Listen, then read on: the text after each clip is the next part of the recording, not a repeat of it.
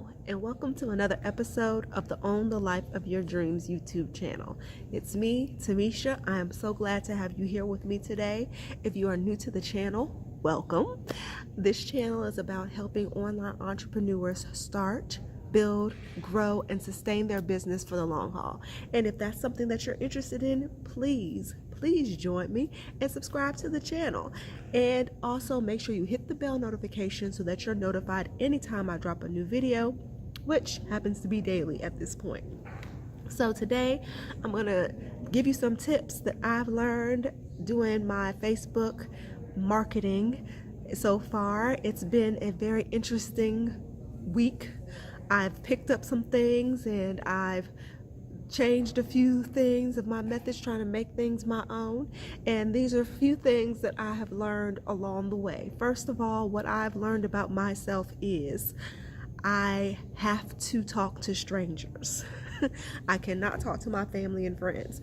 And I know that that is probably your warm market, somebody that you should talk to, because they'll be more interested in trying to get into your business. For me, that is not the case.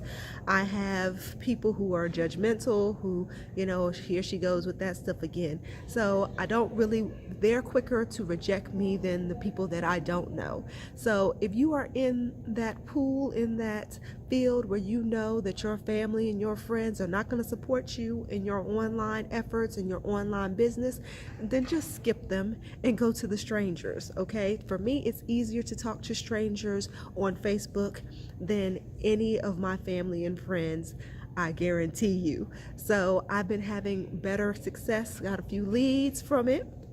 I got a few people who were interested in trying to sign up. The only problem is some of them are from Africa. There's fraud in Africa. So a lot of companies will not let you sell to some African companies because there's a high instances of fraud. And so there are some people who are extremely interested in getting into the business with me, but couldn't due to the fact that their country was not allowed to participate in the program, which was a bummer. So that was something definitely I had to learn, and definitely have to hone in who I actually talk to and present the information to, because not every country can be represented in the opportunities that I promote. The third thing that I learned is that people are nasty. I have had several instances, and if you are a very attractive, now I'm not, no American Next Top Model or nothing, but I'm an attractive young female. I know this, and I try to lay the parameters of what I want in my relationships online. What do I expect as far as my friendships online? I try to lay those parameters early. I always am upfront about the fact that I'm married. I'm upfront about the fact that I have children. I'm upfront about the fact that I do not really want any type of sexual relationship with any male online, because I have a family at home, and I'm doing this for my family at home. I'm not doing this to get extra dates. However, there are people online that do not care. So they approach me in very, very weird ways. And I generally use that and flip it for my good and find out if they are going to be good candidates for my what I'm promoting or not. So for the most part, it has worked out well for me. But then there are a few people out there who will play the game for a little while and then show their true self. And what I mean show their true self is they show their body parts, and I'm not down for that. So I know that I probably could handle it better, but generally at that point they're usually blocked, because I don't want to see your body parts. Okay, that's not what I'm on online for. I'm here to promote my business, not to do video sex I mean, this guy was so persistent. He didn't even speak English. I didn't even know throughout our whole conversation he was Google translating me to figure out what I was saying. And so then he started calling me, I mean, like repeatedly calling me, like 4 or 5 times back to back to back. And I'm like, dude, I'm working. Stop calling me. So then eventually I answered the phone and realized he don't even speak English.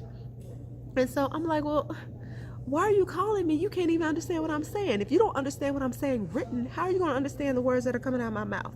So I was a little slow on the uptake with that, but I figured it out later when a few days later when he started calling me again. And then, you know, at the time I was exercising, so I couldn't answer. But then when I saw that I had a whole bunch of missed calls from him and I was going through my Facebook Messenger to tell him, hey, dude, don't call me. You know, I'll talk to you when I get a chance. And then I saw, boom, body part, slap in my face. And I'm like,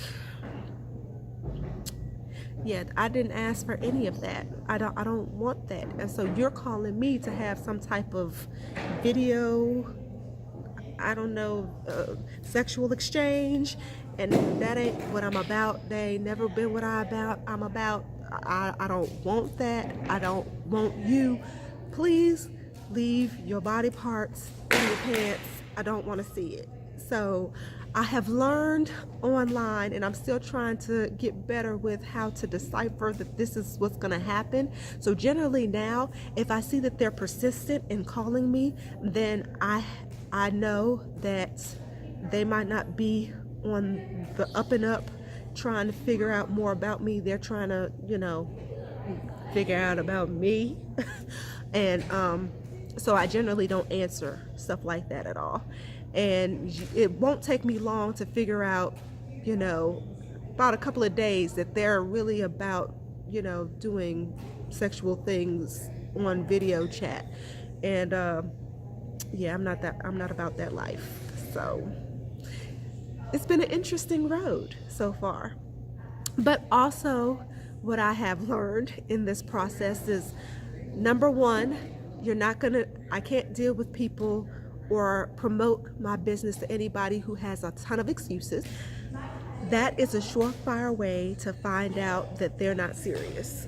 If they have 1,001 excuses, then they're not serious about starting a business. I'm not in the convincing business, I'm in the sorting business. So at this instance, I'm going in my mind trying to figure out if they're going to be right for the opportunity that I have to present. And if every word out of their mouth is a complaint or an excuse, then they're not going to be right for my business. That's just how I view it now.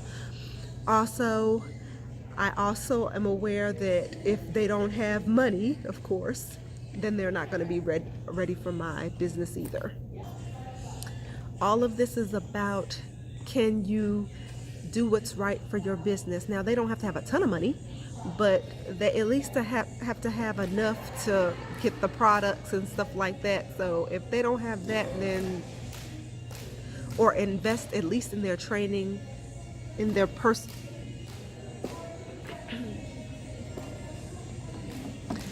they have to have enough to invest in their training or their personal development. And if they don't have that, then it's a waste of time. And so I generally find out pretty quickly if that's the case.